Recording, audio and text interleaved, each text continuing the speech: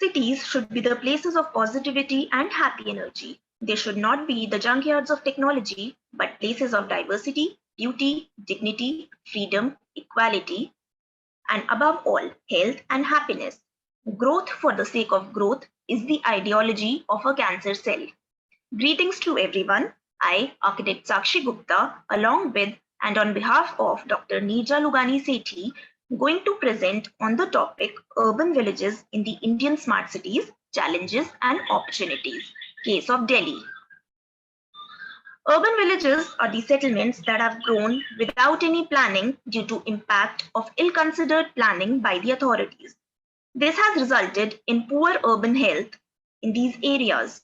The Government of India, through its policies, projects and schemes, is continuously trying to address the issues existing in urban villages. The Smart City Mission was initiated in the year 2015, which aimed at improving the quality of life of the city dwellers by making the use of technology. Recently, Niti Aayog has introduced the concept of healthy cities in India. This paper endeavors to lay out the significance of healthy city concept in India and relate it to the ongoing Smart City project in the context of urban villages of Delhi. Urban and rural development schemes outlined by Government of India for the development of urban areas, including urban villages, were studied to understand the nature of development. Issues existing in urban villages following their health impacts were analyzed through the case study of Chander, Vihar, which is a regularized colony in Mandawali, an urban village in East District of Delhi. The study concluded by analyzing the role of a healthy city and smart city project in addressing the issue. Data was collected from the study of master plans of Delhi, census documents, official and private reports, pieces of literatures, surveys, and observations, and it was analyzed qualitatively and qualitatively. It is found that a conundrum exists in the holistic planning of the city. On analysis, it is recommended that in the Indian context, where a host city has to coexist with the urban villages, a smart city cannot exist independently, and it has to coexist with and have an alliance with the new healthy city concept to tackle the challenges existing in urban villages. Urbanization in India is increasing significantly. As per the data provided by the Demographic Department of the UN, it is expected that 52% of the people of India will be living in cities by 2050, which is currently 35%. The growth in the urban population in cities of India is majorly attributed to migration.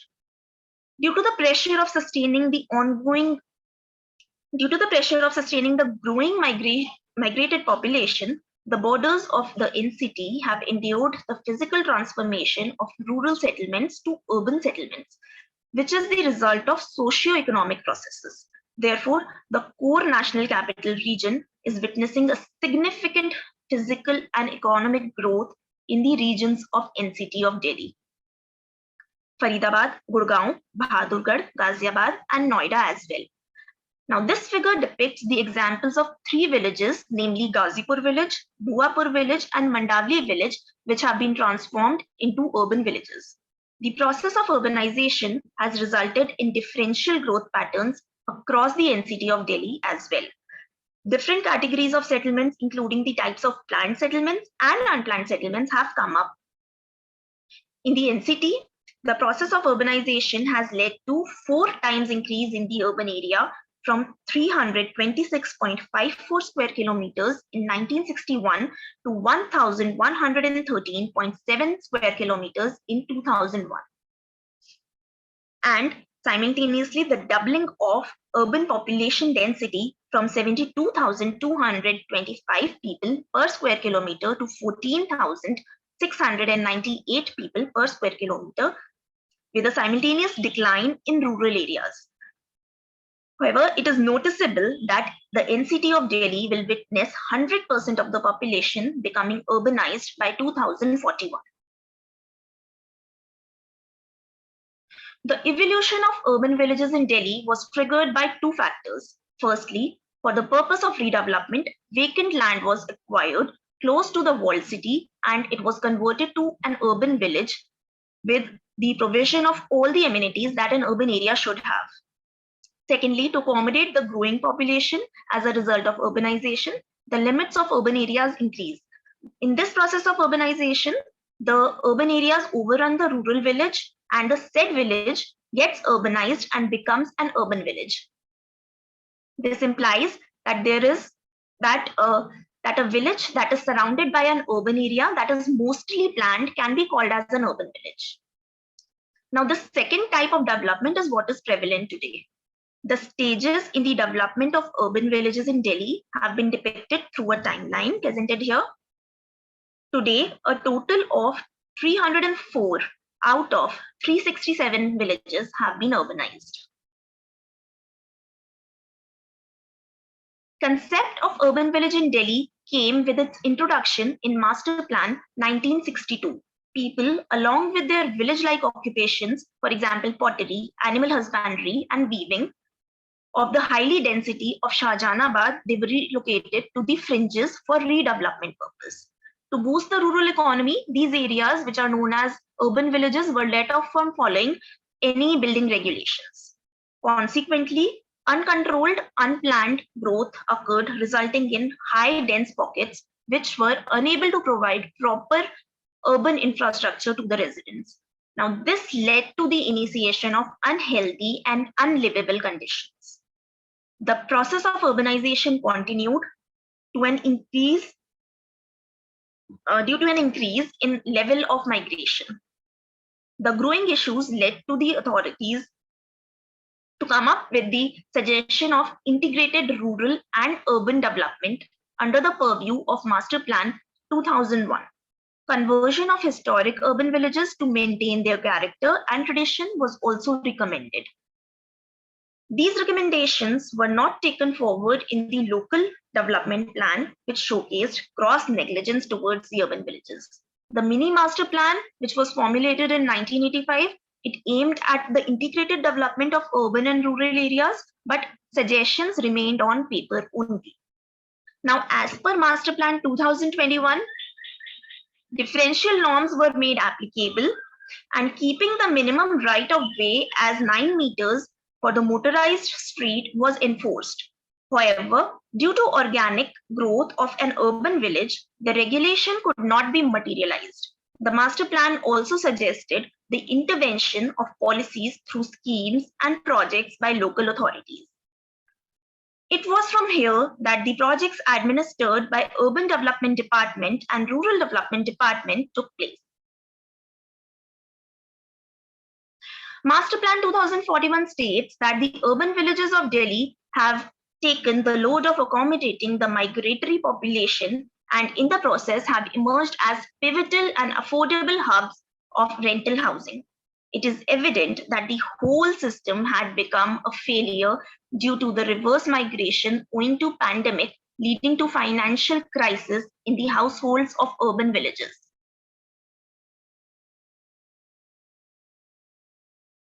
This slide showcases the various schemes under the rural and urban development departments.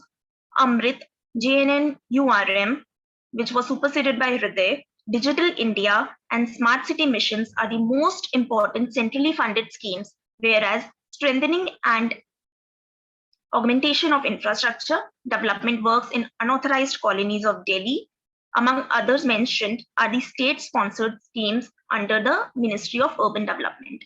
Schemes under Rural Development Department include the Development of Urban Villages Scheme and Development of Chopals, Panchayat Ghars, Barat Ghars, Protection of Gram Sabha Land, and Integrated Development of Rural Villages under the state, and Shyama Prasad Mukherjee Urban Mission under the center. Now, the Swachh Bharat Mission was an important scheme focusing on sanitation.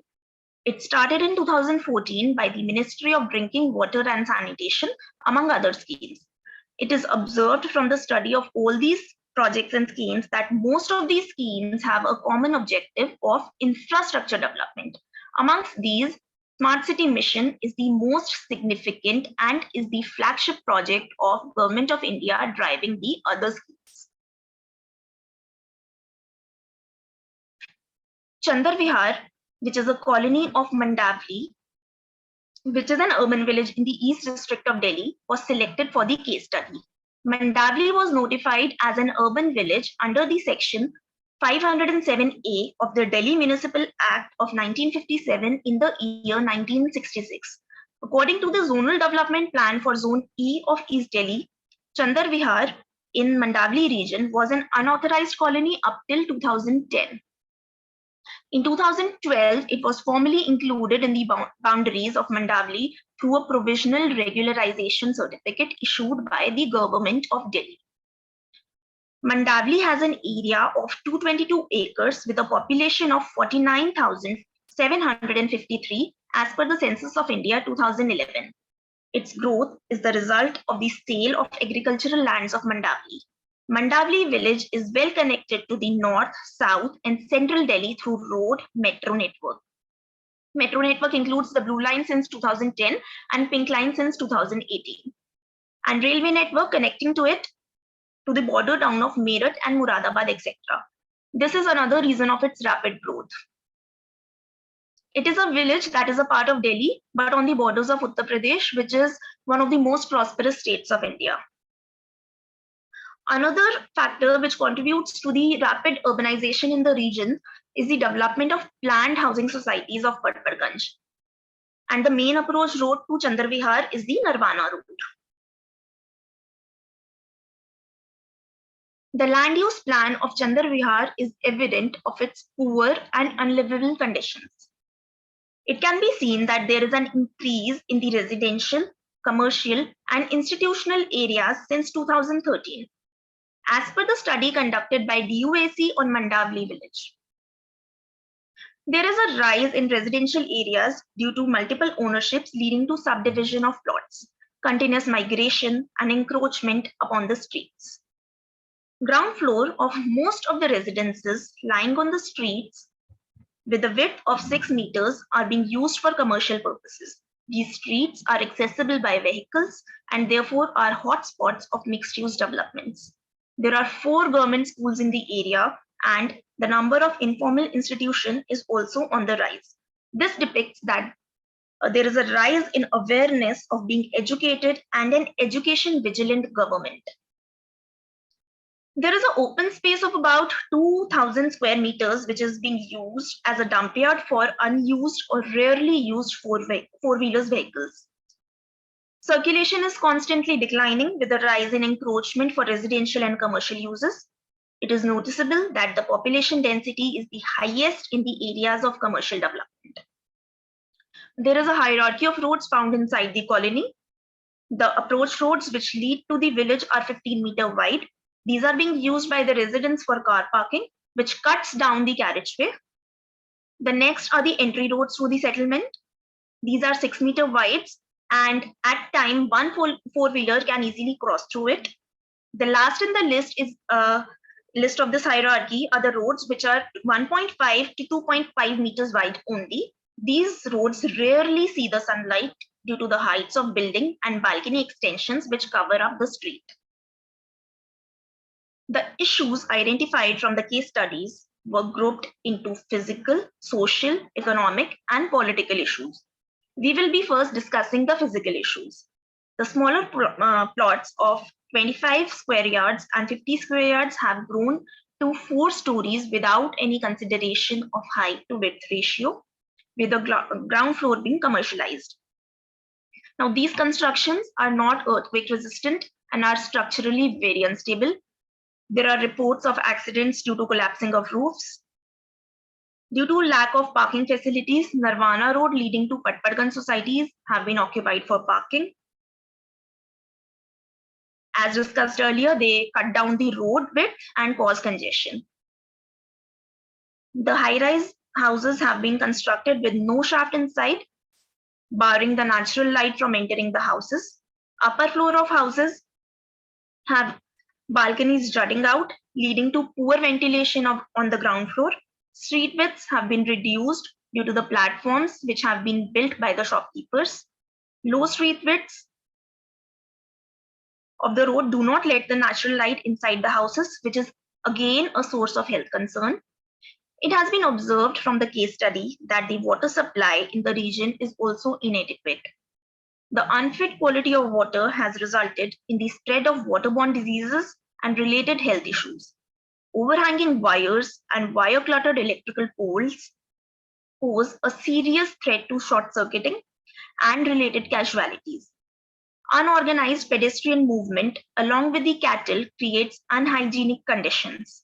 Broken roads with waterlogging and open drains are common, again causing the risk of spread of diseases. Coming down to economic issues, during the second wave of COVID-19 pandemic, Chander Vihar was declared a containment zone for 3 consecutive weeks as almost all the households were affected by the Delta variant of the virus. Though this also led to the development of herd immunity. Most of the houses they got vacated and the income of people who relied on the rental housing system for their livelihood became zero. The village bore a deserted look and eatery joints catering specifically to the working population had to be shut. The ground floor of houses which have been converted to daily needs shop, kirana stores and textile garment shops were also affected. Since the settlement lies between Preet Vihar and Patpatganj society, the second household members who are mostly women are working as household help in these areas. It has also been observed that due to the male member being working as a rickshaw puller, drivers, Zomato delivery partners, etc., and female members as household help, there is an awareness of educating children, and mostly the girls and boys are given education till college level. They get employed with call centers, and as a result, they are able to buy houses of 50 square yards within 30 lakhs, triggering the real estate developments in these regions. Talking about the social issues, it has been observed that the predominant Gurjar community has been isolated in these pockets with little or no interaction with other communities. This has caused social exclusion and dissatisfaction amongst these people. The lack of open and green spaces has contributed to the social polarization. Safety and security issues with an increase in crime rates have been observed. All these issues lead to deterioration of mental health. The above conditions in the area are largely the result of ill-conceived issues and negligence of the political powers in formulating the guidelines for the regulations of minimum standards of living. Now, the result is that the overall health and happiness of people is impacted.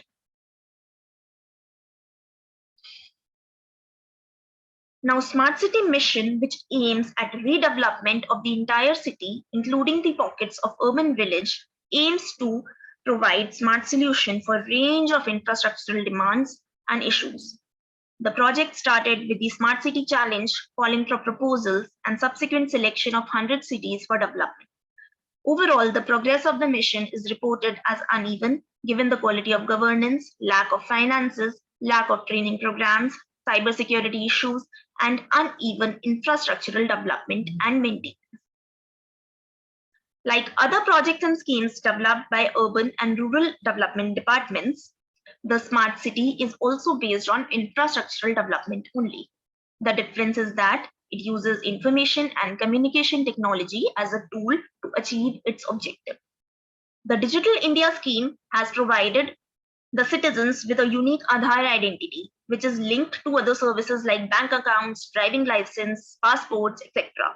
This has not only made the governance easier, but has also eased the life of citizens.